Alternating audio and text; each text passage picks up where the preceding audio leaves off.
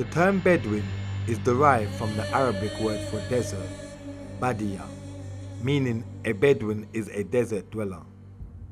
They are extraordinary people. Their connection to Mother Nature is exemplary, and their history speaks for itself. Bedouins trace their ancestry all the way back to Prophet Ishmael, the firstborn son of Prophet Abraham. This documentary is filmed in the birthland of their forefather Ishmael and gives insight to life before, during and after the 1948 war, shedding light on tribal history, identity and culture.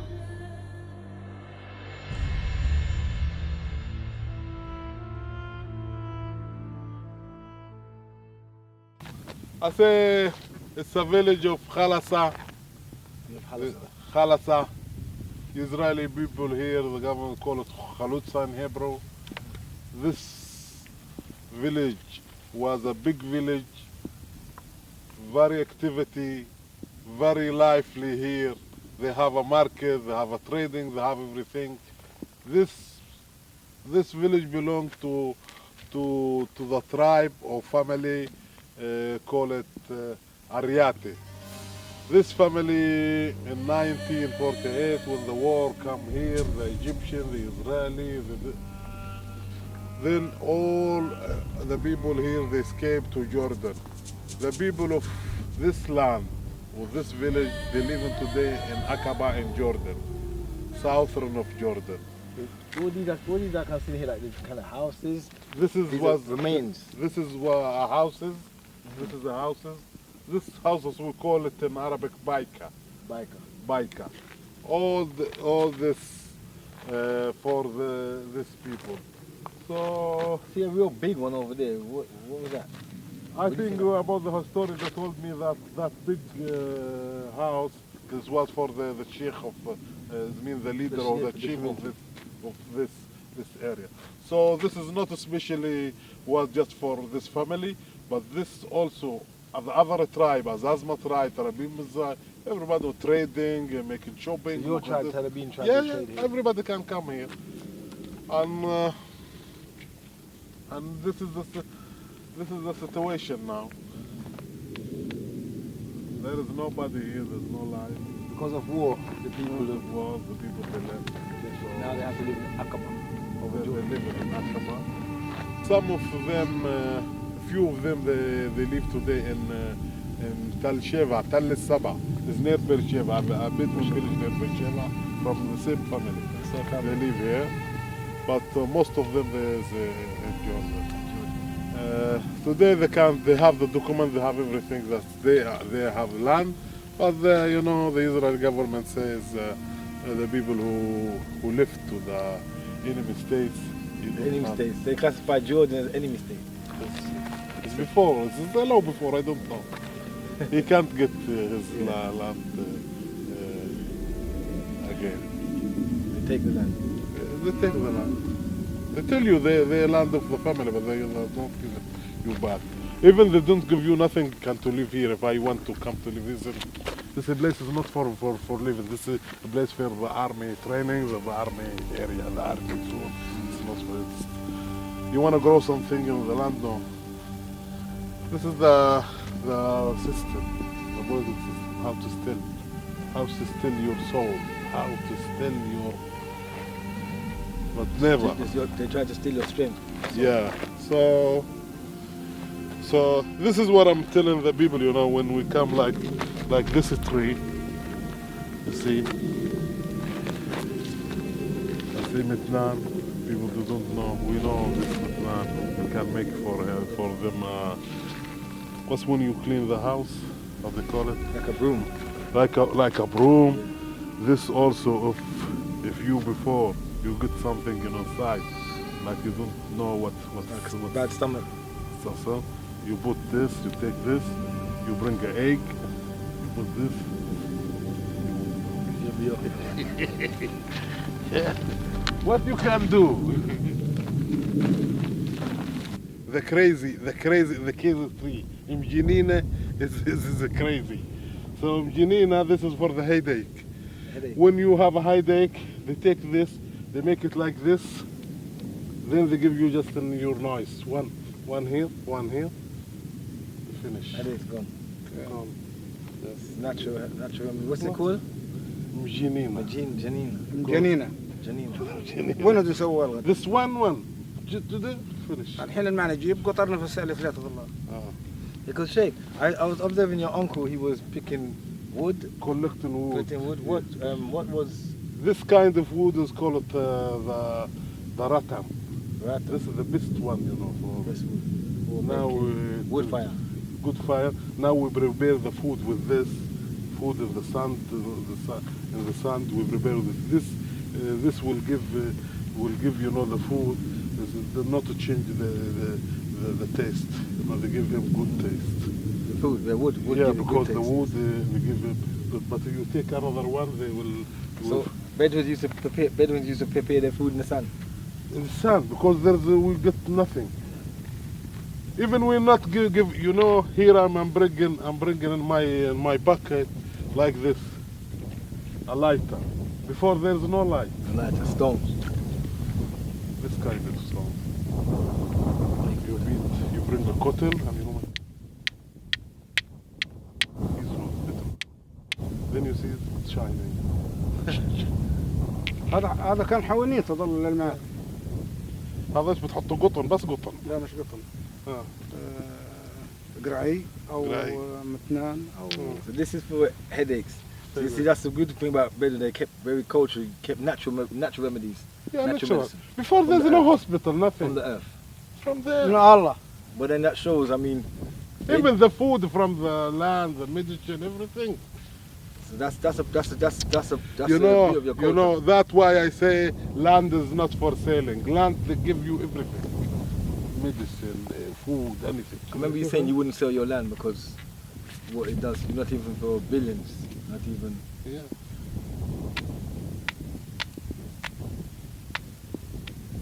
There is one tree here, we don't find it right now.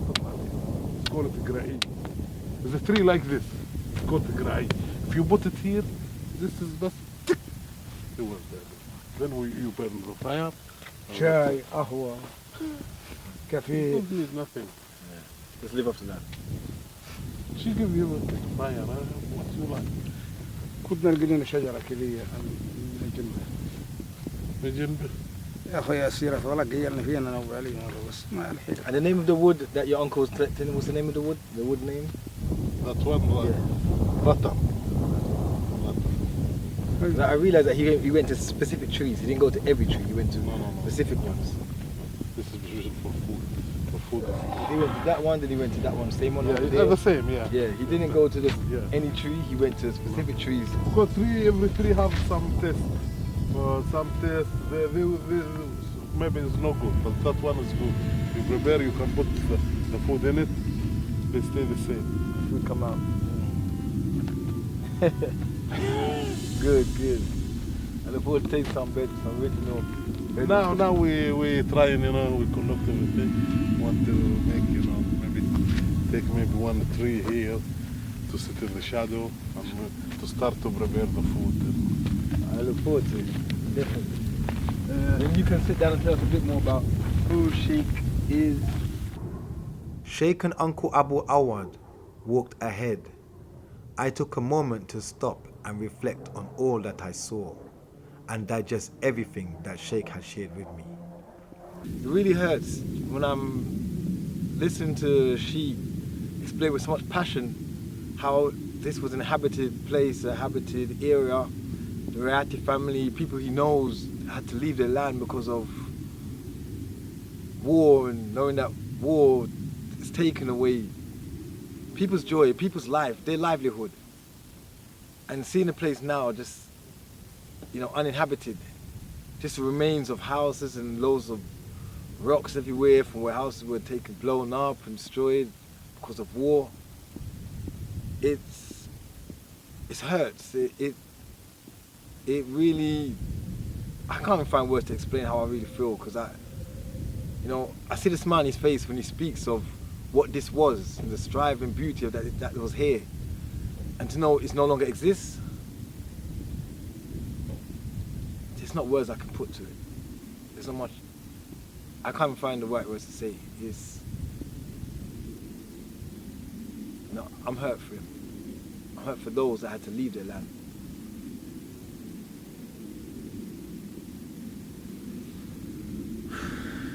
There's not much to say. Very much.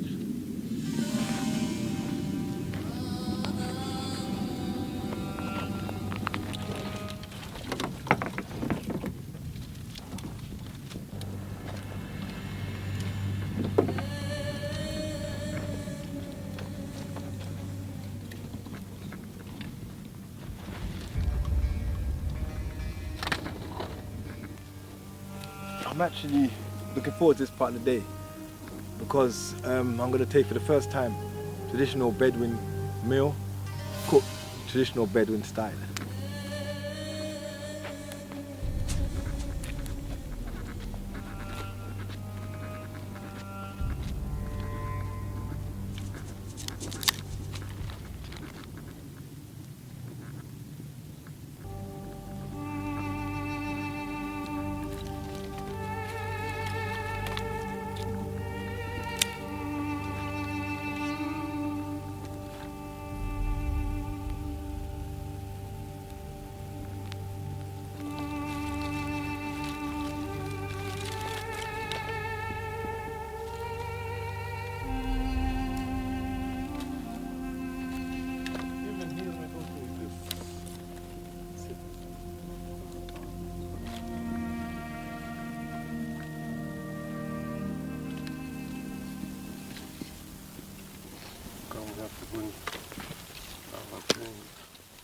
Sheikh and I left to retrieve the remaining items from the car.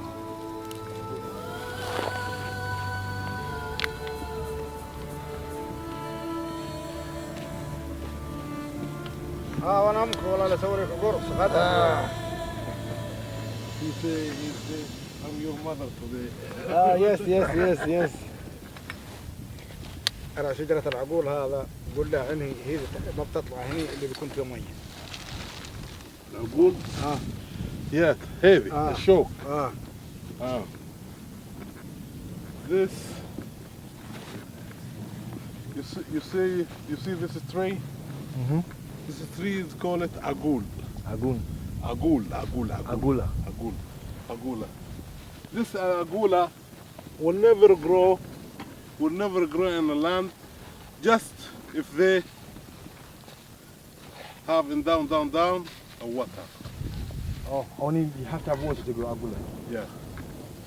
So the Bedouin visitors, when he want to make wool for the water, just see this, they know there is inside. So this tree is really important to Bedouin culture then? Yeah. So once the Bedouin sees this, he knows water is beneath. Yeah. They can make a wheel and they will find the water on the ground. That's when you know the land. You see, you know the land. You know, some people don't know the land. They don't know they just know, like in modern society, they don't know these things. Because it's not his land. That's why Because it's not his land. No. Yeah, it's not yours. And you say aguna. في هذيك بعود ولا لا؟ فالبلاستيك. You go, Sheikh, what's Uncle making? He making how they call it in English, a paste. A paste. Yeah. This is here you see Flour. white flour. Yeah. He's making like dumpling. Make it like a paste. He put just this and salt and water. That's what we need. And you know, in Jamaica they do the same thing. They make dumplings. It's called dumpling. You see in Jamaica anywhere we are the same family. One family. We coming from the same point. The same point. I believe 100%. Because in Jamaica the same thing. They make dumpling. They boil it. They fry it. Before they don't have no blade, nothing. They can do it in the stone. You just clean one stone and you make this. You know, because you see it's very dry. You put little, you dry it in the stone, up the stone, and then you put it in the sun. Because there's no plant, no nothing. You see, that whole process of mixing flour and water, Yeah.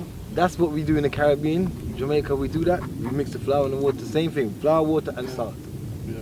You see, that's the difference. That's not the difference. That's the same thing. The same connection we have. The amazing thing, what's the amazing thing? Now you see this sand, you put it in this sand, but how can you eat it? You see when they prepare it in the sand, just and give you. I want you to find one sand.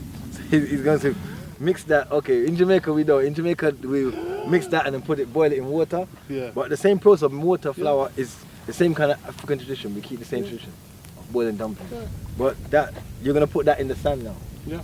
See, that unfortunately in the Caribbean and especially in England, there is So no in sand. this sand, and you see, will be very clean. We will not find any sand. I'm so looking forward to this. 100%. This brings me back to tradition. Brings Yeah. me back to tradition 100%. I'm so looking forward to it. See, uncle's making the This is a natural life. Before you don't have no blade, no spoon, no knife, nothing. This is the regional people who come here. Like I show you, you know how they burn in the fire with the stone. Yeah. They don't have no lighter, no matches, nothing. So how to survive in this land is like this. To know the trees, to know everything. See, all what you're showing me just shows, you know, who original here, who's the original people for here. You see this, maybe 2 meters. You go down, you will find water. So you can't. We know the land.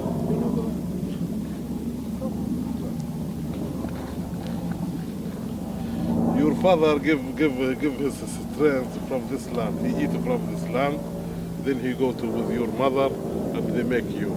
So you come from this Yeah, land. come on this land. You I know. it.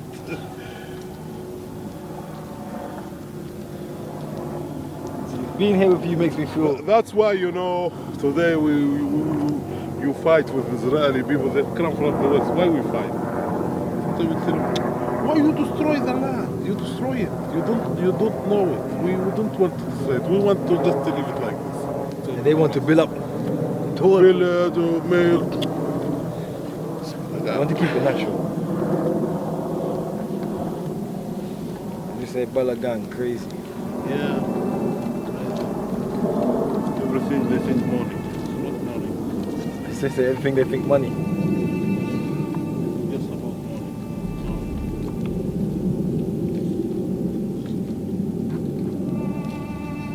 Returning to the land of my forefathers, being in the Negev with Sheikh and Uncle Abu Awad, brought back a sense of belonging, a feeling of old, a remembrance of something which had been ripped away from African descendants in the West.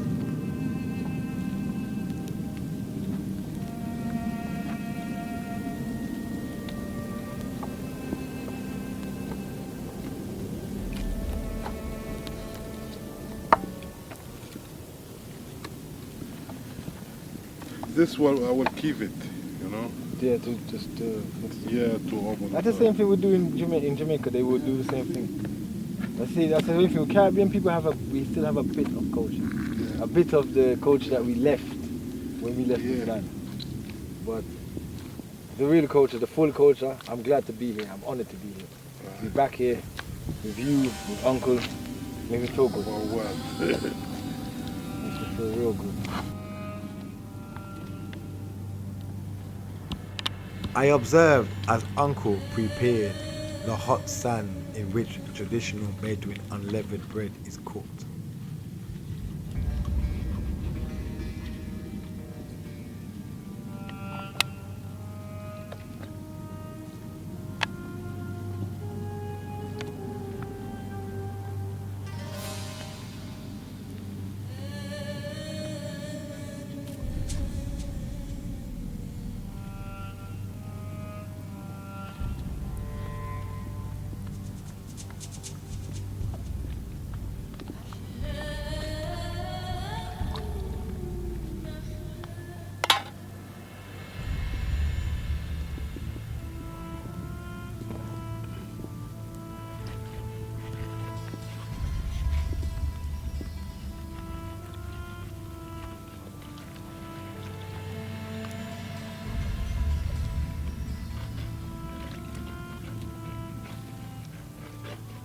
While Uncle attended to the bread, Sheikh peeled the tomatoes and eggplant.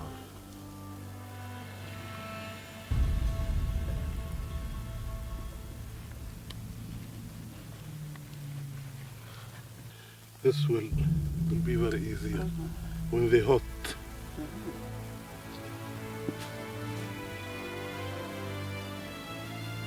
Come give me some water. Yeah.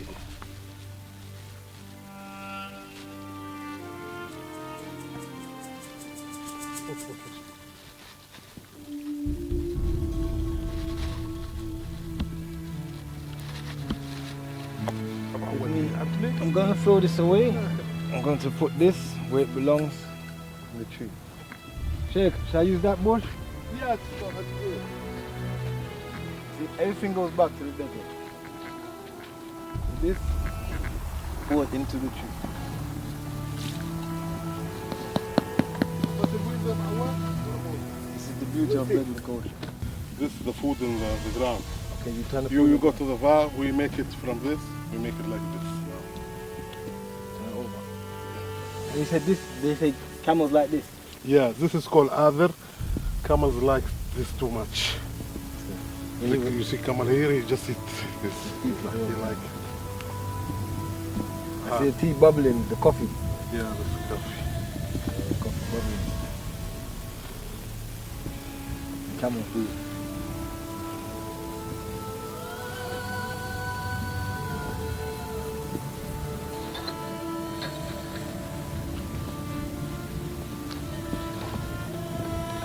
So anytime you put the flour that Uncle mixed into the sand and the wood, you call it, the name of it is It's gurs. This kind of for bread is called gurs. gulls. There is another name, also libba. Libba. Yeah, So gulls and libba. libba. You know, this is, you know, every man, you know, he's in the desert alone, he can make like this to survive. He just take this and he makes. Why they say libba is mean very small. Very small. Before don't make like this bigger. This just in when they 4 or 3. But if you alone, you make just like this. So then they call it libba. They make it in this size. That's it. So when you get So big, small, you call small it one, gulls. yeah, the libba. If it's big, it's gors. But it's the same, the same way.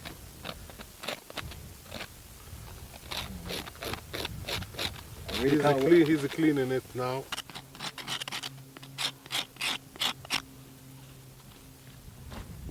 You will see something special. It looks special. Yeah, I can't wait to taste it. I cannot wait to eat. yeah. We smiled as Uncle stood there feeling proud. I couldn't wait to eat. Aye. تعال خلاص زي ما تو قلت. حياك والله يا ضيوف Aye. قلت حيا You are welcome, my guest. الحمد لله. Oh. First thing, taste it like Cheers. this. You give it a It was time to eat.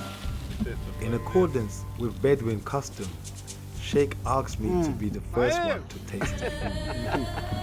Yes. this. Very hot.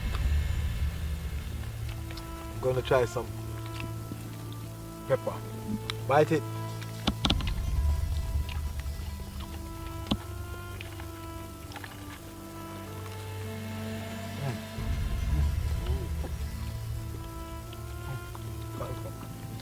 Nice. I need people to understand that this is only two tomatoes, two. Aubergine, otherwise in Israel known as eggplant, flour and water.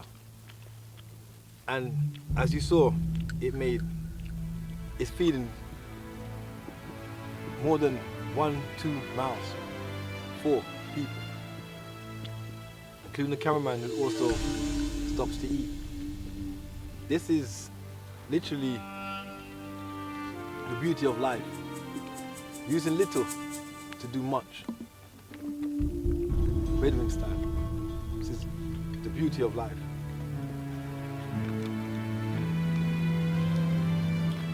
This one we put in our tea. We drink just like this. This what you put in the tea? Yeah.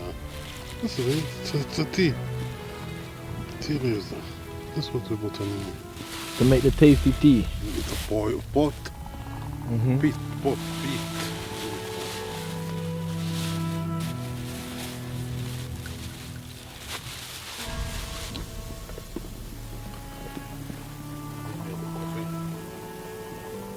See, coffee and tea. Very important. Coffee and tea. Tea and shai. Very important in Bedouin culture. Steven, you drink tea or coffee? I drink both. Anything you want to give me. I start with the tea. Bedouins are renowned for drinking tea and coffee before and during conversation. I was looking forward to asking Sheikh many questions about tradition, culture, and the religious views of our people. Before I would do so, it was time to have some tea.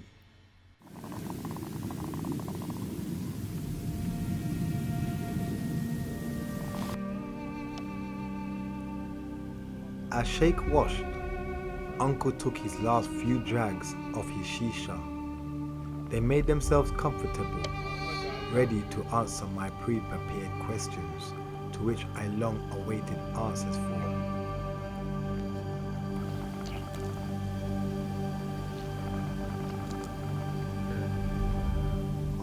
Sheikh, could you give people more insight into who you are and why you are considered a sheikh and how you became a sheikh? In fact, could you let people know more about your tribe you belong to? I'm Sheikh Aid El Abid Abu Sarra. I'm the sheikh, has been the leader or the chief of my tribe. I have a tribe. I'm the leader. I'm the political leader.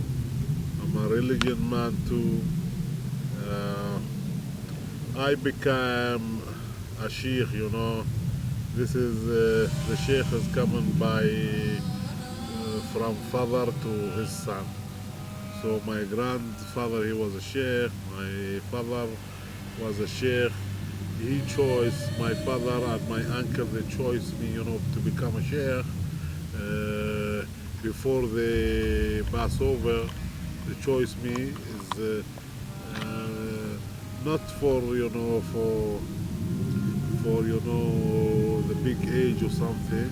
That's the man who can control, and he know how to talk, and he know how to know, and he knows the right. Exactly. To know the right, you know, to make peace about the people and to help them and to make a lot of things for them and, with the government, with another tribe, with another family. That's the meaning of sheikh and how to become a sheikh. And everybody, you know, they have to hear your word. Sheikh, for those who don't know what a Bedouin is, could you explain? Bedouin is people who's living in the desert. They live in a tent. They moving from a place to another place, following the water, following following where is the place or the water for the sheep or for the camel to feed them. Bedouin also who's the people who his life his life and his finances coming from sheep and camels and another thing. Bedouin too do not just, you know, mean. And they have their way. They have culture, they have the heritage, they have their heritage all the same. They have the same, maybe let's say it like this, the same spirit. You know, we understand each other. We know how to survive in the desert. This is Bedouin, and Bedouin have some special. I don't explain how to say it. A special thing, you know, in his soul and in his spirit, and he know how to survive in the desert. Sheikh, could you tell us more about the tribe you belong to, the Bedouin tribe, and give insight to how long you've been in this region, this area? My people in this region, maybe in this region where we sit in now, and southern to the side of the Egyptian border, for I know 1,000 of years, maybe 1,000 of years if I know, maybe before this, we know this region or this area very much. We used to live here. My grandparents, all my grandparents is whose past is here in this land. So the Terabin tribe is a big tribe. It's called before like America today, big tribe and very strong and very warrior and fighter. This is a photo of the leaders of the Bedouin tribe. It was taken in Beersheba in 1934. Seated in the front row to the far right is a forefather of Sheikh Ayid. Some of the tribe there's in Egypt, some here in Israel, some of them in Gaza region, some of them in Jordan. There's a big tribe, and they live in this area. Behind us here there's another tribe, it's called Azazma tribe. Today, you know, we enjoy Azazma and Tarabina tribe. They become together from a long time. They fight together against another tribes, and they become, you know, like a friendly, like one tribe. Being a sheikh, a spiritual leader of the tribe, Bedouin, not to mention a very humble individual, I would assume that the Holy Scriptures, the Quran, has a key impact on your life. Could you share your views with me, please? You know, today you see in all the world, you know, the people, they say we are Muslim, and they making bomb and making what they call it the jihad, the struggle. Bedouin, you know, they have, you know, they know they are Muslims, but we tell him, you know, we take him, you know, we call it, you know, the middle way, the middle road. That's, you know, to be, you know, not, you know, very worse or very, to be in the middle, to live with yourself, to pray to God, to take care about animals, neighbors, any person. As he believe, I don't care what he believe. I have to take care for him. I cannot punish him. God will punish him, not me. Me, I can, you know, just teach him, you know, that he's wrong. I'm telling him about the prophets. I believe in all the prophets. This is the Bedouin way. Not just to come to pray to let the people know that I'm a prayer. Maybe Stephen and the others, they know that. I just come here to the desert, I pray in the desert alone. Don't need nobody to see me.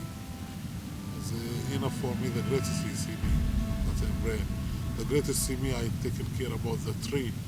He cares. He knows. He knows it. This is, you know, the way, the middle way. They call it the middle way.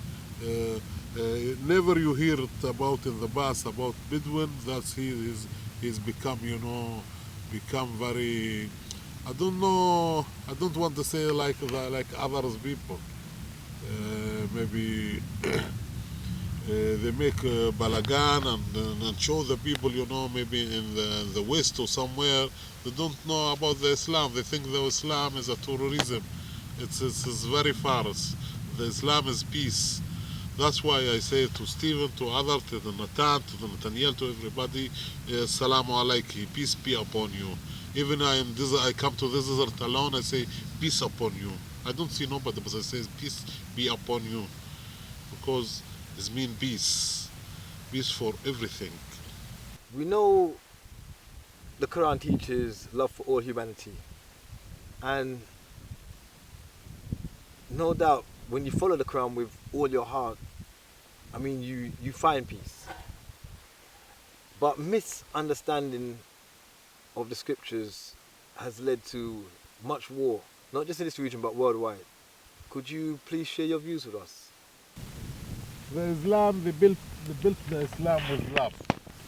Everything with love. Even the Prophet says, the Islam is, it's love. To love the greatest, to love Allah, to love God, to love the prophets, to love the Muhammad family, to love, the good people. The Islam is love. It's not hating. It's not hitting nobody. To be peace with everything. This is the Islam. This is the real Islam. Islam is not, to fight or to make a struggle. You want to make a struggle? They say when you go to the war, this call it, Prophet Muhammad call it, this is the smallest struggle. When they come back after the end of the war, they say, now we come back to the biggest struggle. Biggest struggle with yourself. Struggle with your soul. Struggle with it, fight with her. Not to kill nobody, not to steal nobody, not to lie to anybody, not to be very bad, not to say something bad to the other. The Islam is peace. Islam is peace and love. Love. A lot of people don't know what's love. They think love is just between a man and woman. This is, they call it love. But love, you can love everything. You can love this sun. You love it. You love the tree. You love everything. You can give love. But I say maybe a lot of people don't like this way because this is love. It's a heavy way. It's very hard, to love. To hate, you don't like it. You see the people in the street, everybody say, I don't like this, I don't love this. That's it. The African presence, undoubtedly, after listening to you and knowing the history of this land and this region, it dates back thousands of years. Could you explain to us the African presence in the Quran, to your knowledge? Many of them, they was here.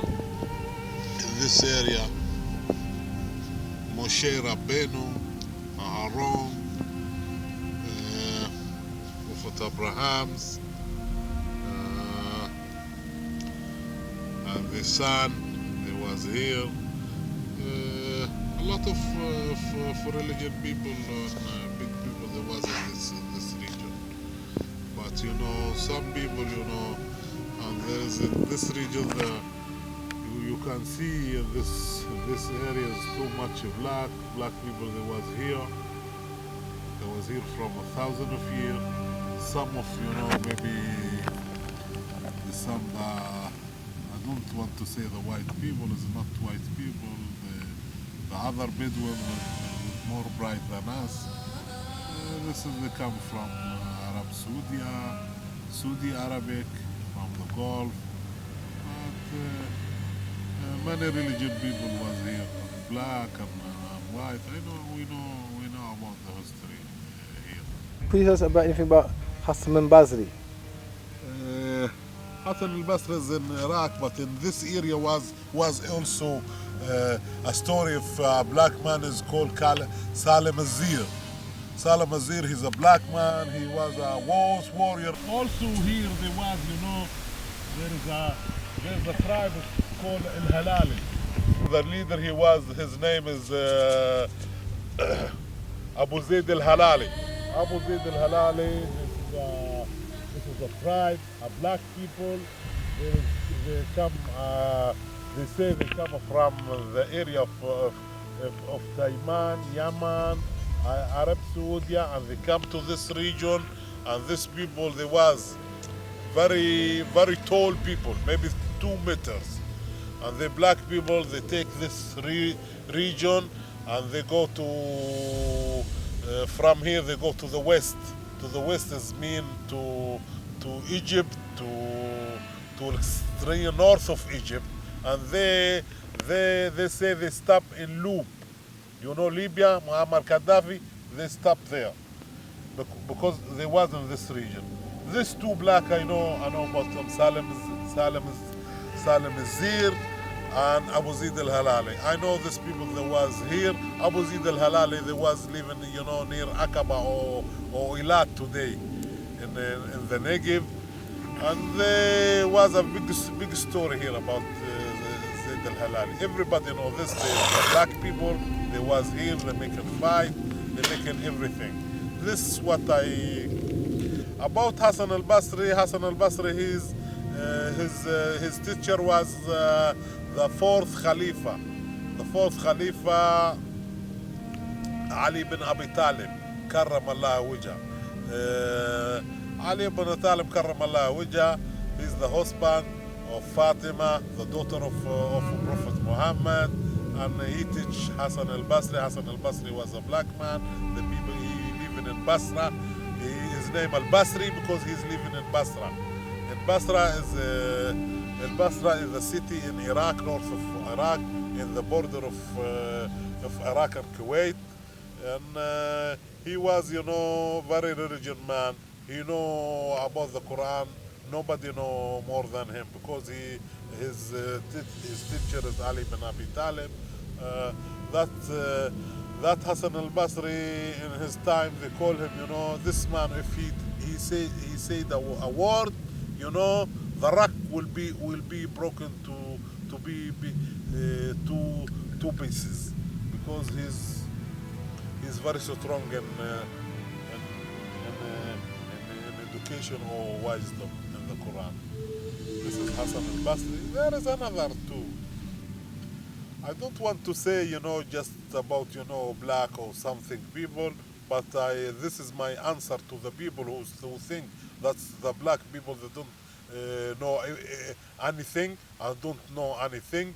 And because the people, when they write, they say Hassan al-Basri. They don't say Hassan al-Basri is black or is not black. So they want to keep, the black people like, they very down, they don't have no mentality, they don't have no high morality, nothing, because they don't say, no, I want to tell to my brothers, the black people especially, you are the same with the white. You become from the Quran, from the Bible, from anywhere, they write your name over there. Sheikh, I want to thank you for bringing me out here in the desert. You will come anytime, Stephen. As my time in the desert drew to an end, the journey of reflection began. All that Sheikh had said and showed only validated what my heart already knew. As truth unfolds and true history is unveiled, a new day is born, wherein the ancestral spirit of the ancient Africans shall bring us together